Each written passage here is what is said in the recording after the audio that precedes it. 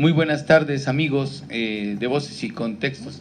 Aquí nuevamente en esta transmisión especial que vamos a llevar a cabo a ustedes. Recordaremos que empezamos con el tema del neoliberalismo y la educación pública superior. El día de hoy vamos a abordar el tema de la estafa maestra. Esto de la estafa maestra ni siquiera es una investigación hecha por alguna institución pública. Este es un trabajo hecho por el equipo de periodistas de Animal Político, que llevó a cabo una investigación de cómo se tuvo como indicio el desvío de recursos a través de las universidades públicas, documentando desfalcos mediante la revisión de cuentas públicas. En una parte se apoyaron en algunos reportes de la Auditoría Superior de la Federación, ASF, y se lograron investigar a 186 empresas implicadas en esta estafa maestra. La Asociación Civil de la Organización de Mexicanos contra la Corrupción y la Impunidad, que es coordinada por Daniel Moreno, y el director de Animal Político, Salvador Camarena, director de investigación periodística de Mexicanos contra la Corrupción y la Impunidad, realizaron este trabajo y tuvieron algunos colaboradores como la periodista Nayeli Roldán, Manuel Ureste y Miriam Castillo. La presunta red de desfalco está relacionada con los servidores públicos de distintos gobiernos del país, universidades públicas y empresas fantasmas. Ese es el tema. Vamos a tratar de abordarlo con la disposición de algunos datos que tenemos y la seriedad que se merece. Nuestro compañero y abogado, licenciado Porfirio Palestina, inicia en este momento. Le damos 3 minutos. Gracias por el tiempo. Saludos a todos. Qué bueno que nos ven en esta transmisión especial de la estafa maestra en las universidades y en las dependencias de gobierno. Para esto se establece que el gobierno del estado, de la federación, hace una escala, y esta escala la va a transmitir de la siguiente manera.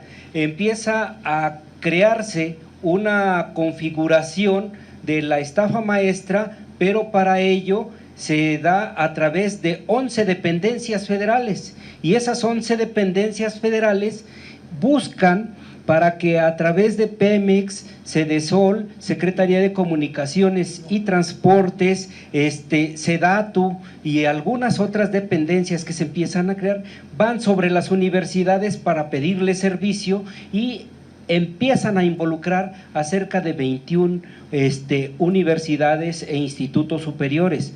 Pero cabe mencionar que esto se da desde 2010 y 2012, y después se aumenta esto en el peñismo.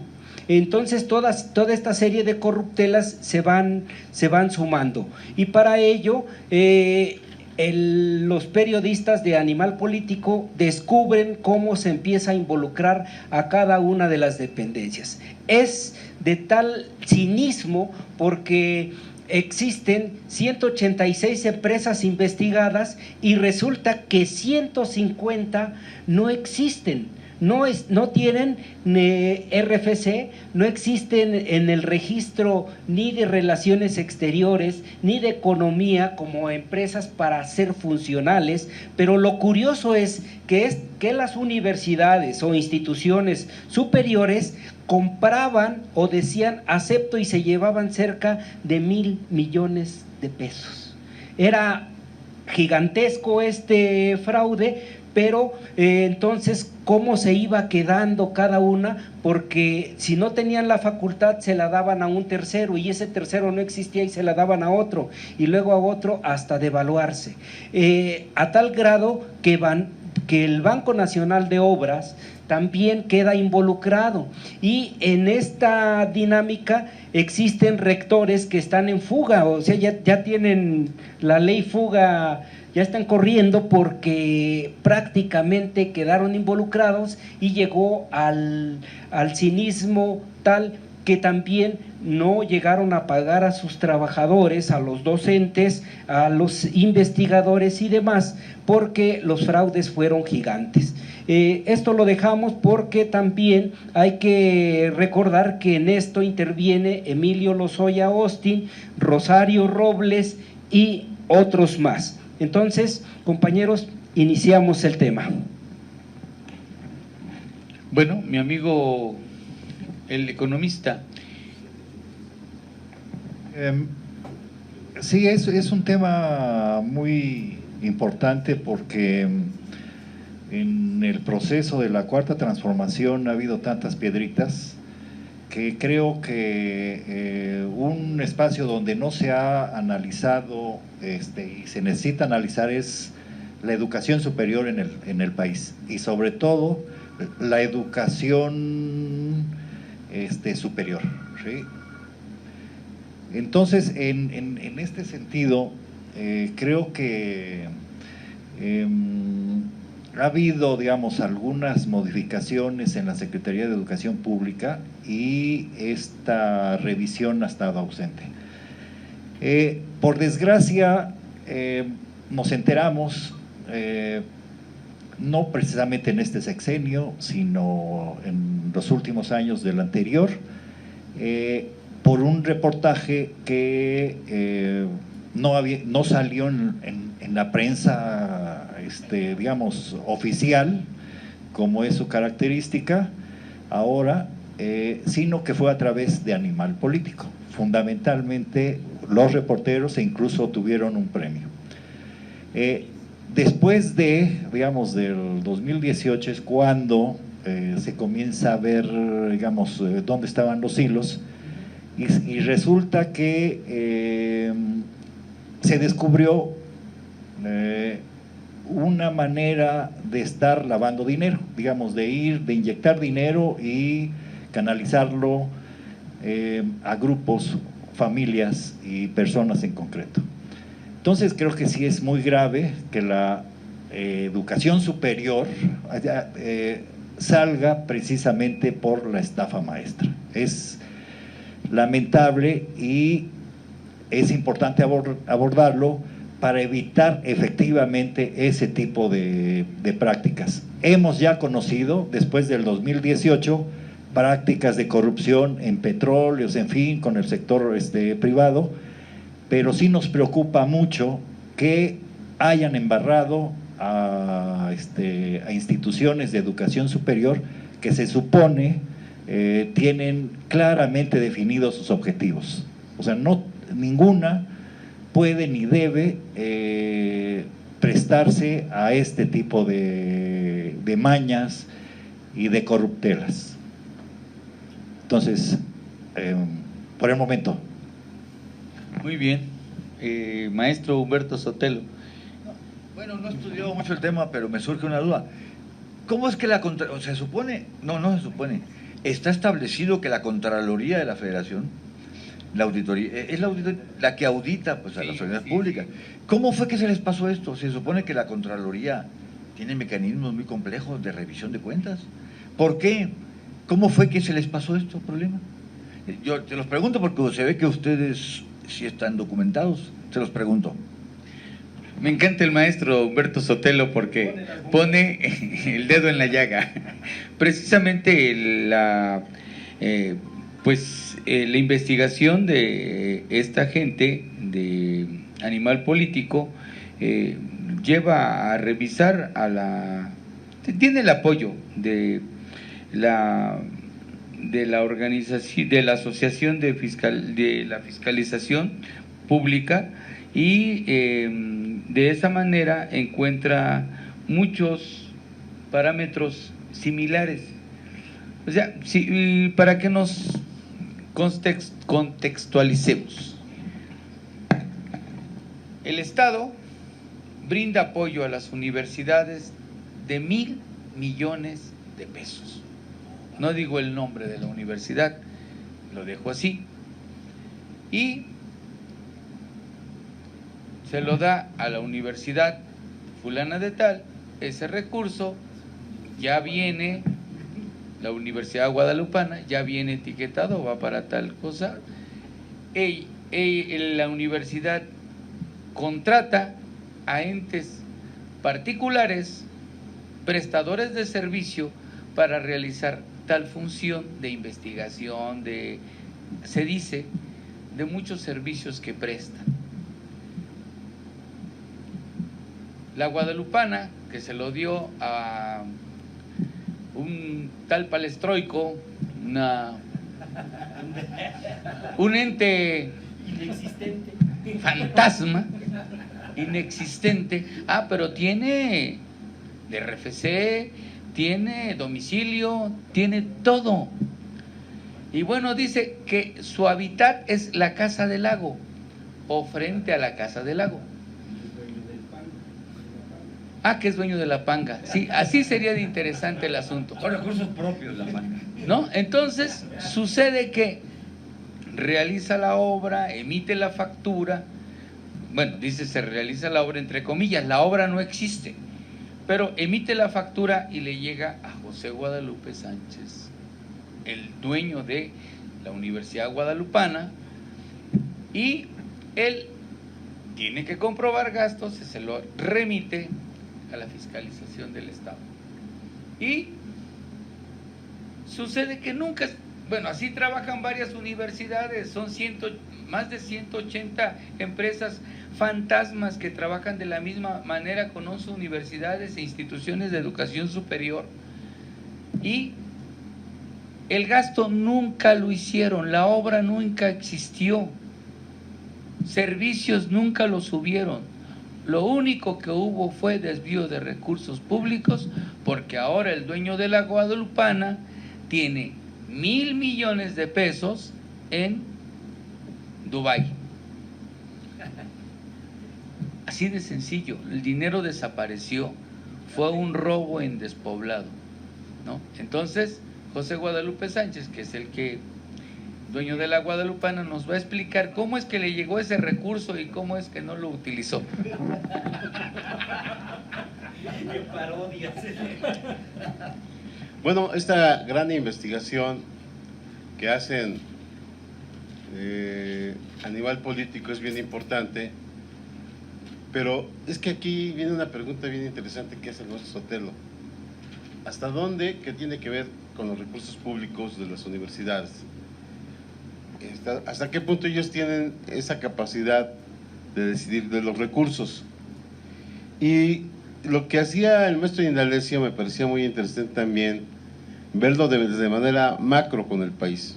Es decir, vemos cómo los recursos públicos, cuando no son bien fiscalizados, cualquiera puede hacer lo que quiere. Entonces, vemos cómo en el problema de la rendición de cuentas no solamente era que se diera la ley en el foxismo en el 2003, de que por lo menos pudiéramos saber qué estaba pasando con ciertos recursos. Bueno, ya después ahí en la presidencia se supo que la señora esposa de…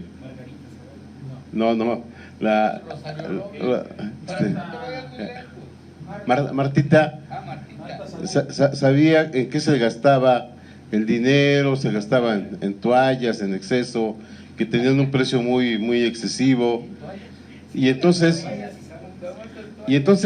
solamente así nos enteramos. Pero más antes, ¿qué pasaba, no? Entonces, por ejemplo, vimos en la elección del 2000 el Pemex Gate, más de 1,000 millones de pesos, no supimos qué estaba pasando, y entonces la corrupción por la clase política era evidente, real y con toda impunidad. Entonces eso es digamos bastante grave. Y bueno, ya en su terminación de los gobiernos neoliberales en el 2018 vimos pues cómo terminó esta casta tecnocrática que gobernó con el panismo y también con el priismo.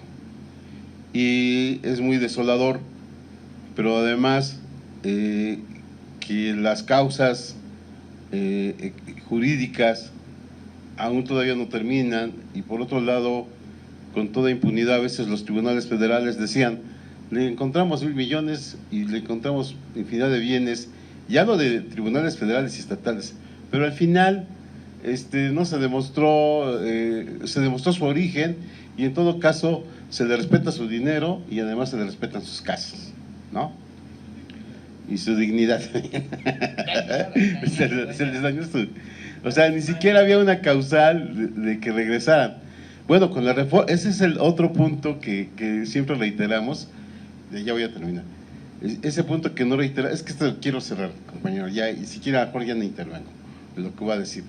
Entonces, ni siquiera sabemos efectivamente que efectivamente este dinero, pero no estábamos hablando de pepitas ni de nada, estamos hablando de millones, pues por lo menos regresaran, ¿no?, al erario público, porque uno de los grandes problemas de nuestro país de carácter estructural, sin lugar a dudas, la corrupción, que ha impedido que este dinero se utilice para la política del desarrollo social.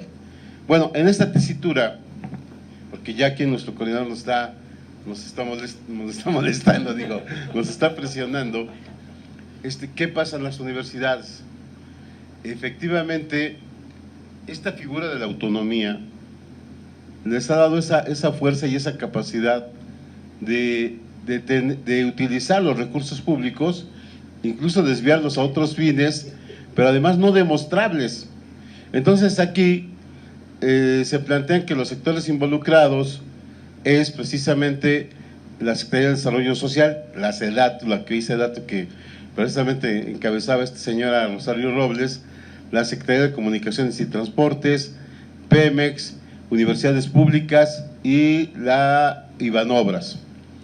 De esos, son 186 empresas que no existen, con más de 150 irregularidades.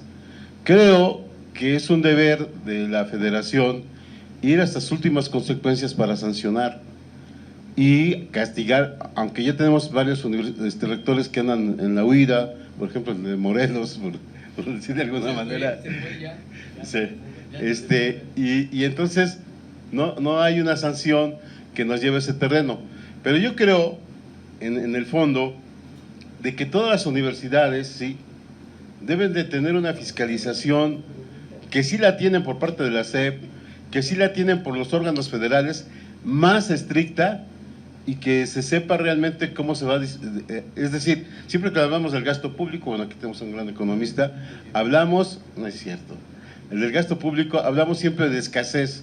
Entonces tenemos que hacer todo lo posible porque este dinero público, que es limitado, tenga su efecto social, sobre todo en el carácter de la universidad, que tanto lo requiere, para la implementación de mejores salarios, mejorar la investigación, mejorar las becas para los estudiantes, y que efectivamente los órganos constituidos de verdad legislen cuando se aprueba el presupuesto, pero también que crean una figura en donde participe también la sociedad civil para ver cómo se gastan los dineros, ojo, que son públicos.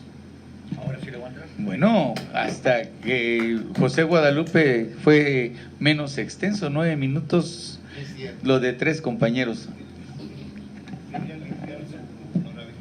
Bueno, ahora sí.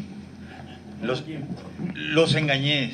Sí he estudiado el tema, aunque todavía hay cosas pendientes. Los engañé. Nada más a ver si me puedes dar un minuto más, porque voy a plantear el tema con todo respeto para los expertos en leyes como abogado. Mira, el problema está así. Me queda claro, pero no se ha aterrizado. Cuando viene el escándalo del asunto empiezan la sala, el Tribunal Superior de Justicia, para que vean que sí he estudiado el tema, tiene varias mesas. La quinta mesa, inclusive ahí lo tengo en internet, no lo pude reproducir porque no encontraba el archivo. La quinta sala del Tribunal Superior de Justicia, al examinar este problema, se dictaminó sobre este asunto. ¿Qué pasó? La ley superior, la ley de servidores públicos, que creo que, si no me equivoco, se creó precisamente en la época de Peña Nieto, creo que más o menos a la mitad o antes, ¿qué establece? Aquí tenemos un problema jurídico. A ver qué dicen los expertos. Toda institución que maneje recursos públicos tiene que ser, literalmente, palabras más, palabras menos, tiene que demostrar, tiene que ser sujeta de revisión. Es el artículo número 1 de la ley de servidores públicos. Bueno, aquí tenemos el problema. Las universidades manejan recursos públicos. Aquí hay, entonces, es obvio que las ciudades públicas, en tanto instituciones que manejan recursos públicos, tienen que enfrentar, tienen que ser sujetos de revisión contable o de auditoría, como les llaman. Bueno, pero entonces es un documento como de 40 páginas o 50, el documento que emitió la Sala Quinto del Tribunal Superior. Es interesante, revísenlo. Muy brillante el documento, muy claro. Dicen, las universidades tienen que ser sujetas. Pero, ¿qué ha pasado? Algunos dicen, no, pero sí, deja legislatura, ¿cómo dicen los abogados? Esto deja un precedente, jurisprudencia, pero hay un problema. El artículo 3º modificado en la época de López Portillo, se supone que lo que está en la Constitución es una ley superior a las leyes secundarias. Es una ley secundaria a las leyes superiores públicas. Una pregunta jurídica, es donde no me queda claro. La ley, en el artículo 3º constitucional, un poquito de paciencia, pero es una pregunta sólida, no líquida.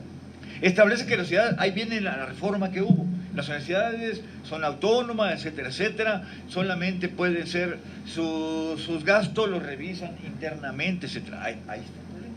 El apartado C, en el artículo 3º, López Portillo incorporó estos asuntos de autonomía, y muy bien, pero el problema es que a largo plazo se ha demostrado que efectivamente no hay una claridad al respecto. ¿Por qué? Porque las ciudades públicas efectivamente no han sido sujetos de revisión. Vamos a comparar un problema. ¿Qué son instituciones autónomas? Aquellas que tienen, bueno, valga la verdad, pero orgullo, tienen autonomía financiera. Banco de México, el INE, Petróleos Mexicanos. Bueno, en algunos casos hay paraestatales y otros casos, esas sí son sujetas de revisión a fondo, como Pemex.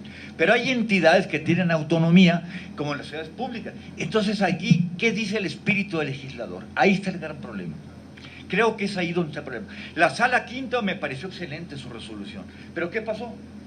¿Por qué no se ha llevado al fondo este problema? Si la ley de servidores públicos dice eso, ¿por qué entonces no hay claridad al respecto? ¿Por qué no se han revisado? Se revisó el caso de la Universidad Autónoma del Estado de México, de Colima, Nayarit y otras. Hidalgo. ¿Qué dice? Entonces, al ver el asunto de la estafa maestra, el Congreso local del Estado de México decidió nombrar el contralor de la universidad. Bueno, entonces, ¿por qué son casos aislados y no un caso que se generalice? Por la estafa, nada más. Entonces, ¿cómo prevenir futuras estafas? Yo creo que debería haber, si no un caso extremo, yo sería partidario que los congresos locales nombraran al contralor. ¿Pero qué puede ser? Para no ir al extremo. Palestina, tú eres el rector de la Universidad Guadalupana, sustituiste al maestro Guadalupe. Bueno, yo soy el Congreso del Estado, el representante. ¿Por qué no acordamos algo? Busquemos un contralor en el que estén de acuerdo el Consejo y en el que el Congreso esté de acuerdo. ¿Te parece bien? Para que así no salgamos con extremos. Porque ¿qué han dicho algunos rectores? No sean autónomas, no queremos revisión. No, espérate, pero la ley de servidores públicos, el artículo número 1 dice que sí. Entonces busquemos un acuerdo, vale. Tú representas al maestro Guadalupe, al dueño de la universidad. Pero entonces llegamos a un acuerdo. Que el contralor sea, pues en todo caso negociemos. Una persona honesta, decente, un buen profesionista, para que no digan, me lo impusieron. Cosas así. Hay problemas jurídicos realmente, que están en un vacío legal. Y creo que necesitamos llegar a un acuerdo jurídico para encontrarle ¿cómo se dice? El cuadrado, ¿cómo se dice? Para encontrarle la circunferencia al círculo. Exacto. Creo que es el problema de fondo. A ver, maestro. No. Fue una pregunta A ver, la Secretaría de la Función Pública y de Investigaciones Patrimoniales se supone que tiene que investigar el enriquecimiento ilícito, pero además aquí vienen dependencias de gobierno que solapan o que la ceguera les estorba ver esa realidad, y que fue la Fiscalía que se encontraba con Peña Nieto, pero además le apuestan a la prescripción, al callar y al someter estos delitos, porque si empezamos a ver cuántos delitos comete una sola persona, desde el tráfico de influencia, porque saben que se va a cometer un delito y que ya lo están creando y están diciendo la forma, ya construyeron la forma del delito, y entonces eso es muy grave, porque por ejemplo las universidades con esa autonomía creo que deberían dedicarse a la docencia, a la investigación y a la universalidad del pensamiento, pero también a la difusión de la cultura. Y rompe entonces el esquema moral al involucrarse en esta serie de cosas que les rompe el propio sentimiento para el que fueron creadas. Y de ahí que vamos a encontrar la Universidad Autónoma del Estado de México, la Universidad Popular de Chontalpa, la Universidad del Tecnológico de Tabasco, el Instituto Tecnológico de Comalcalco, la Universidad Juárez de la Autónoma de Tabasco, la Universidad Politécnica del Golfo de México, la Universidad Autónoma de Morelos, la Universidad Autónoma de Campeche, la de San Luis Potosí, la de Sinaloa, la de Nayarit, la de Hidalgo, y entonces encuentras una serie de universidades involucradas y al rato nos dicen, es que no son estas 10 o no son estas 8, son 21 universidades, y el problema es cuáles son y cómo se involucran cada una y cómo es que existen rectores que ya le apostaron a la fuga. Y entonces, ¿por qué?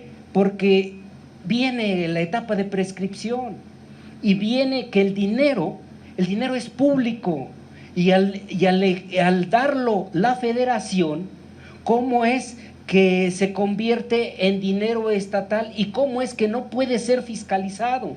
Y entonces, ¿cómo es que yo, siendo el rector de una universidad, pongo a mi contralor del mismo que quién es mi otro yo, y me digo, espejito, ¿quién se robó el dinero tan bonito?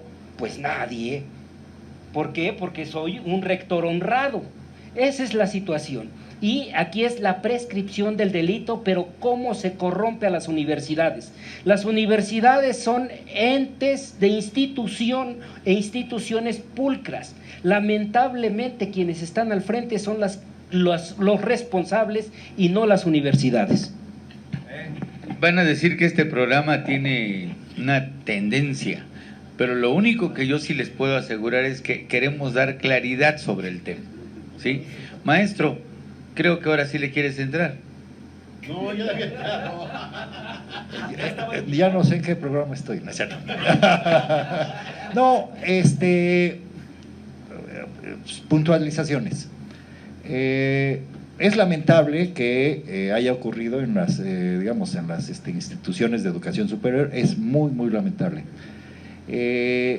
Pero creo que, y ahí está parte de los compañeros que le saben más a la jurisprudencia y a las leyes, ahí hay un vacío, porque los rectores son servidores públicos. O sea, y en función de eso, deberían también de entrar en la lógica de la revisión cuando salen los secretarios de Estado, por ejemplo. Creo que eso es un vacío, o no sé por qué no se está dando, pero sería muy importante. El otro asunto es muy lamentable si revisamos año tras año cómo en algunas universidades públicas está el problema de los salarios de los compañeros docentes, investigadores y administrativos. Y creo que no es justo que mientras se está haciendo, digamos, trampas en términos del presupuesto para lavar, etcétera, etcétera. Por el otro lado, no esté claro. Por ejemplo, es una constante en la Universidad de Michoacán, por ejemplo, en Nayarit. O sea, hay varias constantes que uno dice, bueno, ¿qué está pasando? Y pasan, la de Hidalgo, y los rectores se van y no son molestados. Y quiero traer aquí a colación, así el papel, o sea, hay que poner el papel de los rectores, no, o sea, de los rectores a nivel nacional, porque creo que está haciendo ahí un problema. Voy a comentar algo que pues salió después del 2018, el Narro, rector de la UNAM, el negocio que tenía en las medicinas y farmacéuticas. Es decir, ¿cómo es posible que siendo rector y esté haciendo este tipo de digamos, de cochinadas, ¿no? Entonces, lo que quiero traer a colación es efectivamente el papel de los rectores, y que los rectores no pueden ser impunes. O sea, entonces, en términos jurídicos, digamos, no sé ahí cómo o qué es lo que está pasando, como lo había planteado el maestro Sotelo. Te voy a dar la voz, José Guadalupe, no hay problema, eres mi amigo. Bueno, el tema principal ya creo lo planteamos, tiene aristas en muchos sentidos, ¿sí?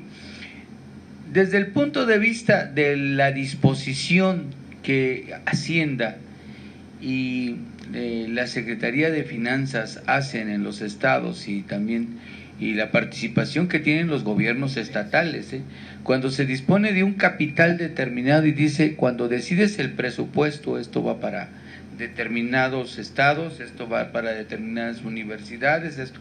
Cuando se destina el presupuesto, ya está etiquetado. Llega a quienes deben disponer de ella. Por ejemplo, el traslado tiene que tener sustento jurídico, y ese ya lo hicieron.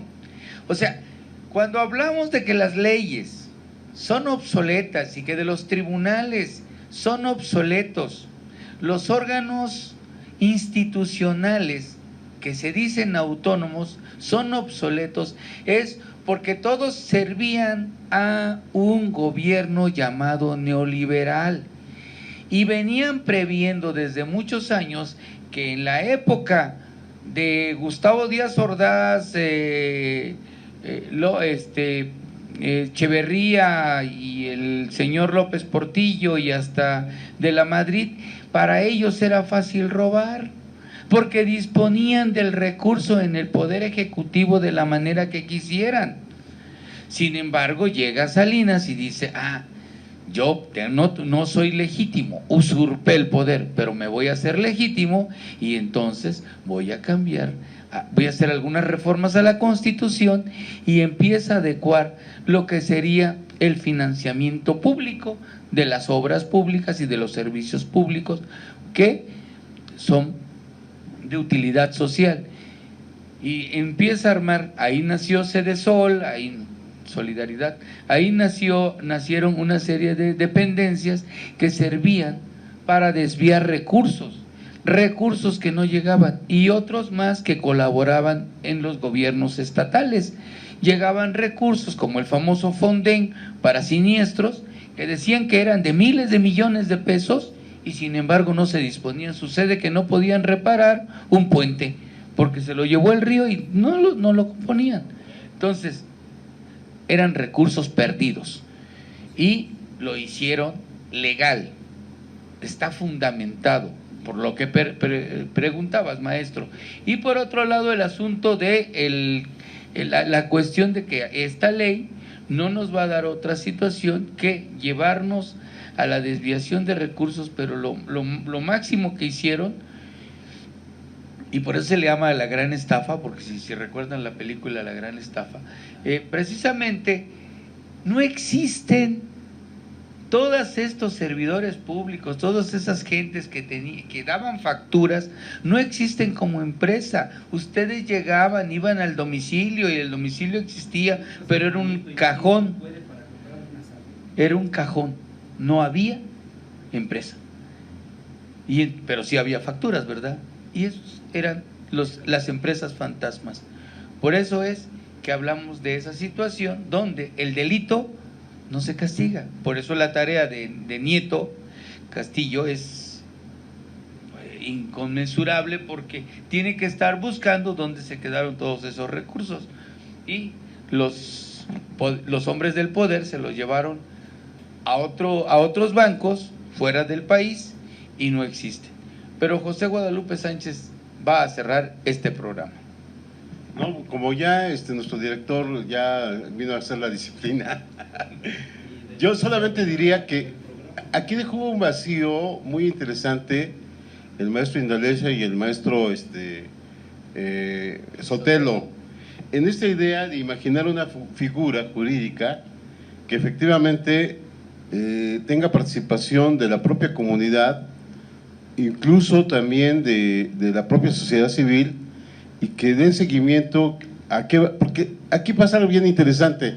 Ya vimos lo que pasó, y como dijera Sartori, la corrupción es inevitable, pero lo que tenemos que avanzar es en esta perspectiva de crear contrapesos para evitar eso. Ese es el gran problema.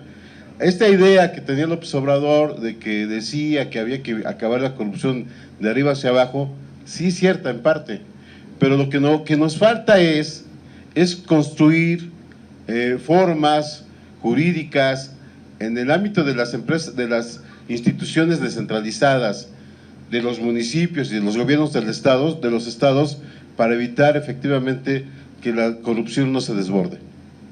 Uy, amigo. Esto que acaba de decir es un tema gigante, y aquí lo que decimos, de estas 11 dependencias federales, ¿quiénes eran los responsables? ¿Cuántos están en la fuga?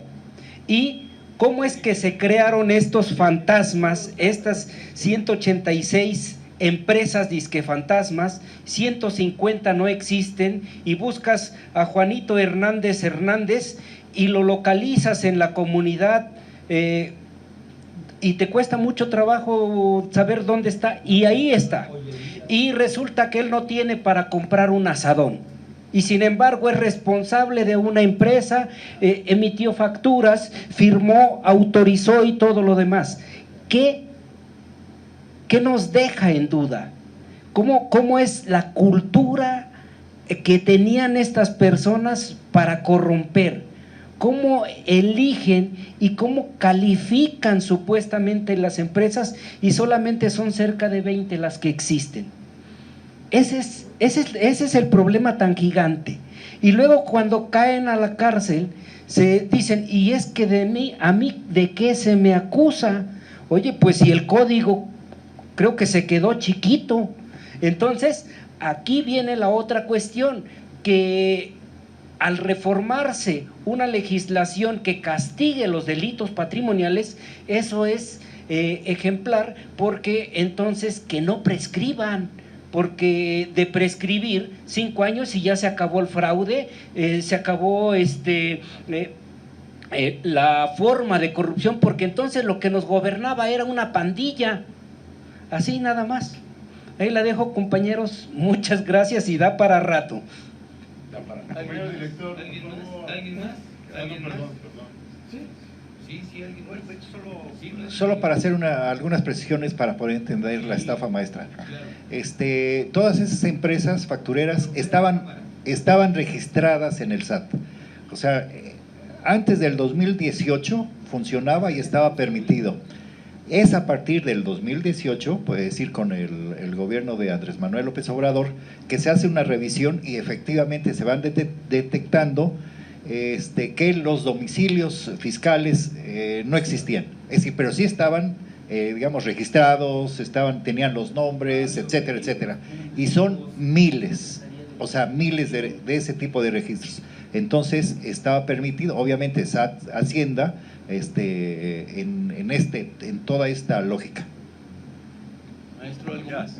Bueno, pues quiero, a nombre de todos los compañeros y de nuestro amigo director técnico y de cámaras y de todo, el amigo Sinar Suárez Sánchez, agradecer a todos ustedes. Les comentamos que estas transmisiones especiales continuarán, y el tema obligado que tenemos en este momento es la educación superior, los problemas del manejo de la educación superior y hacia dónde vamos con la educación superior. Creo que hay tema para rato. Muchas gracias, nos seguiremos viendo. Hasta luego, amigos.